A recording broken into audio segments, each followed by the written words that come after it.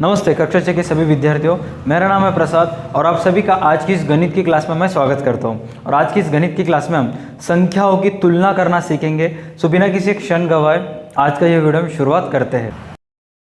परिचय। अनुज, आओ तुम्हारे लिए कुछ कमीजें खरीदने चलते हैं। तुम्हारे कई कपड़े छोटे हो चुके हैं। हाँ माँ, मैं भी आपसे वही कहने वाला था। चलो मॉल में स्थित दुकान पर चलते हैं। उस शाम माँ और अनुज दुकान पर जाते हैं। अनुज ने 2549 रुपए की 2 कमीजें खरीदी। उसकी माँ ने कुछ किराने की वस्तुएं खरीदी और दुकानदार ने उन्हें 2350 रुपए का बिल दिया। घर पर उन्होंने दोनों बिलों की राशियों की तुलना की। उसने कहा कि उसकी शर्ट की कीमत सभी किराने की वस्तुओं से अधिक है। बच्चों, वो ये बताने में कैसे सक्षम हुआ? जी हाँ, ऐसा इसलिए हुआ क्योंकि उसने बड़ी संख्याओं के बारे में सीख रखा था। आइए हम भी संख्याओं के बारे में और अधिक जानें। उद्देश्य। इस पाठ के अंत में आप निम्न करने में सक्षम हो जाएंगे। संख्याओं की तुलना करना, बड़ी संख्याओं को लिखना, संख्यांकन की भारतीय और अंतर्राष्ट्रीय पद्धति को जानना, निकटतम संख्याओं का आकलन करना, संख्याओं के योगफल, व्यवकलन, गुणन का आकलन करना, कोष्ठकों के प्रयोग से सरलीकरण करना और रोमन संख्यांकन समझना। संख्याओं की तुलना। संख्याओं के समूह या संग्रह की परस्पर तुलना की जा सकती है। संख्याओं की तुलना करने पर हम कह सकते हैं कि कौन सा समूह बड़ा है। संख्याओं को सबसे छोटे से प्रारंभ कर सबसे बड़े तक व्यवस्थित करना आरोही क्रम कहलाता है। संख्याओं को सबसे बड़े से प्रारंभ कर सबसे छोटे तक व्यवस्थित करना अवरोही क्रम कहलाता है। यदि दो संख्याओं के अंकों की संख्या असमान होती है, तब अधिकतम अंकों वाली संख्या बड़ी होती है। यदि दो संख्याओं के अंकों की संख्या समान होती हैं, तब हमें प्रत्येक स्थान पर संख्याओं की तुलना करने की आवश्यकता होती है। 4 अंकों की सबसे बड़ी संख्या 9999 है। 5 अंकों की सबसे छोटी संख्या बनाने के लिए इस संख्या में क्या जोड़ा जाना चाहिए? उत्तर है कि हमें 1 जोड़ना चाहिए। आइए हम पता करते हैं। 9999 में 1 जोड़ने पर हमें 10,000 प्राप्त होता है, जो कि 5 अंकों की सबसे छोटी संख्या है। क्या आप 6 अंकों की सबसे छोटी संख्या का अनुमान लगा सकते हैं? 6 अंकों की सबसे छोटी संख्या 1,00,000 है। सबसे छोटी या सबसे बड़ी संख्या का रूप देने के लिए संख्या के अंकों को स्थानांतरित किया जा सकता है।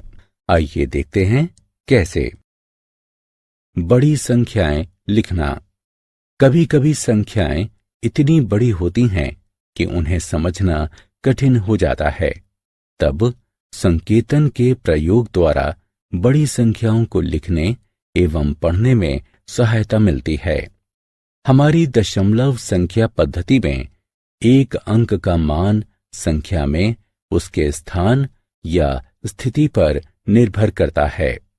प्रत्येक स्थान का मान दाहिनी ओर से उसके स्थान का 10 गुना होता है। करोड़ तक इसका विस्तार किया जा सकता है।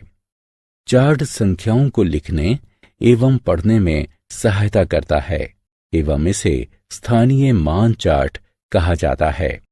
संख्या पद्धति।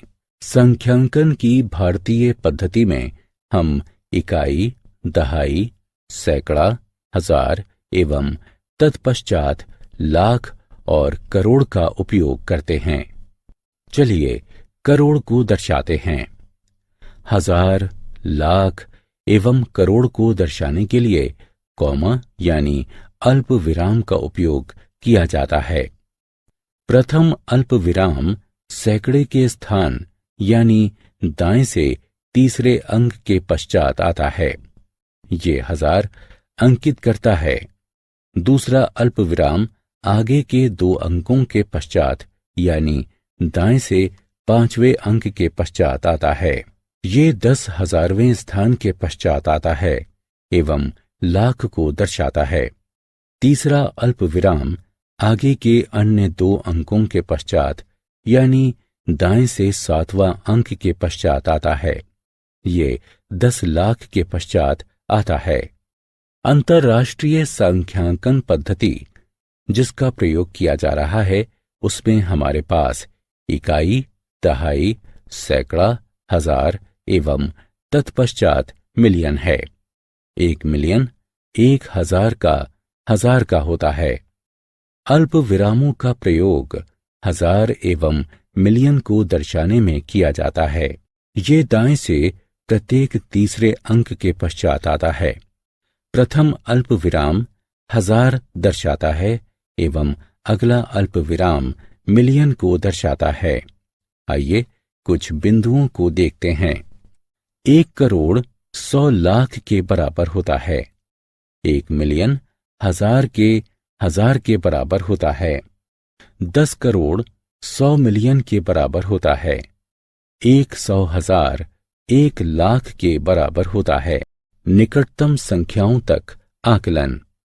जैसे ही हम बड़ी संख्याओं पर आते हैं उनकी गणना करना जटिल हो जाता है।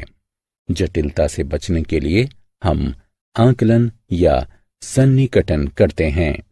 उदाहरण के लिए 496 विद्यार्थियों वाले एक स्कूल में आप कह सकते हैं कि स्कूल में 500 विद्यार्थी हैं।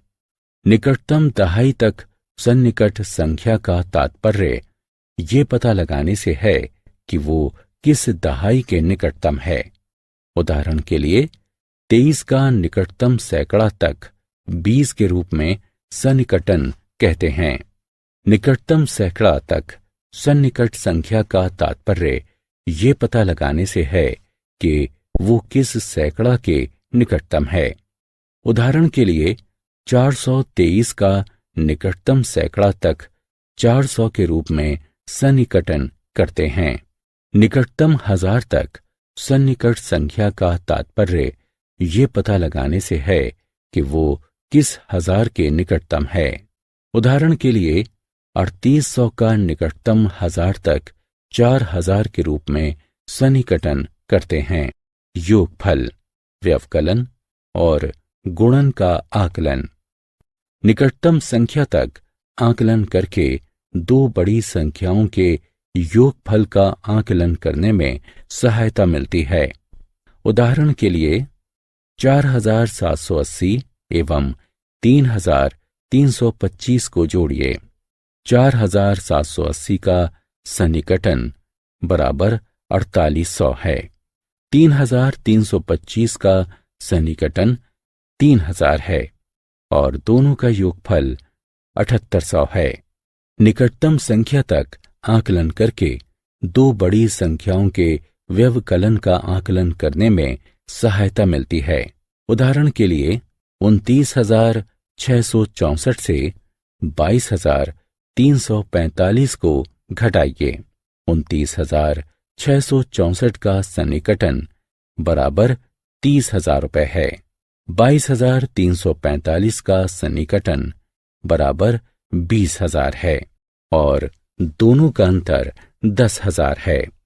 निकटतम संख्या तक आकलन करके 2 बड़ी संख्याओं के गुणनफल का आकलन करने में सहायता मिलती है।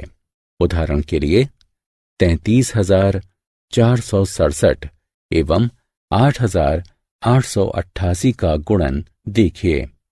33,467 का सन्निकटन बराबर 33,000 है। 8,888 का सन्निकटन 9,000 है। गुणन बराबर 33 गुणा 9 6 शून्यों के साथ, जो कि 29 करोड़ 70 लाख होगा। कोष्ठकों के प्रयोग द्वारा सरलीकरण। निम्न प्रश्न पर विचार कीजिए। इस प्रश्न को दो तरीकों से हल किया जा सकता है। सही उत्तर कौन सा है?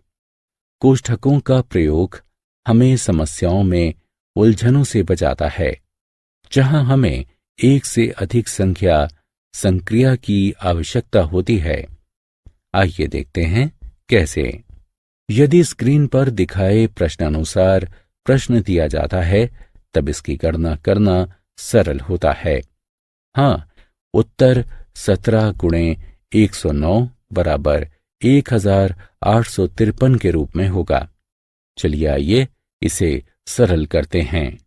इसे इस तरह से हल किया जा सकता है।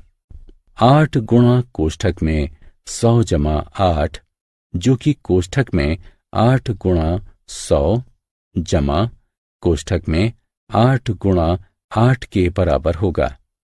आगे इसे हल करने पर हमें 864 प्राप्त होगा। रोमन सांख्यांक। अभी तक हम सांख्यांक की हिंदू अरबी पद्धति का उपयोग करते रहे हैं। सांख्यांक को लिखने की एक और अन्य पद्धति रोमन पद्धति है। ये संख्याओं को लिखने की सबसे पुरानी पद्धतियों में से एक है, जो अभी भी अनेक स्थानों पर प्रचलित है। हिंदू अरबी सांख्यांक पद्धति के विपरीत रोमन सांख्यांक पद्धति में विभिन्न संख्याओं को प्रदर्शित करने के लिए 7 मूल संकेतों का प्रयोग किया जाता है। ये संकेत निम्नानुसार हैं। संकेतों की तालिका को देखिए। रोमन सांख्यांक तैयार करने के कुछ नियम होते हैं। वे नियम हैं: यदि किसी संकेत की पुनरावृत्ति होती है तो उसके मान को जोड़ दिया जाता है। संकेतों I, X, C एवं M की अधिकतम 3 बार पुनरावृत्ति की जा सकती है। संकेतों V, L एवं D की पुनरावृत्ति नहीं की जा सकती है। यदि छोटे मान वाला कोई संकेत एक बड़े मान वाले संकेत के दाईं ओर जाता है, तो बड़े मान में छोटे मान को जोड़ दिया जाता है। यदि छोटे मान वाला कोई संकेत एक बड़े मान वाले संकेत के बाईं ओर जाता है, तो बड़े मान में से छोटे मान को घटा दिया जाता है। आत्म-मूल्यांकन। वक्तव्यों के सामने विकल्पों में से सही उत्तर उठाकर रखिए। सारांश। आइए हमने जो कुछ सीखा है उसे संक्षेप में दोहराएं। बड़ी राशि का पता लगाने के लिए संख्या की तुलना की जा सकती है।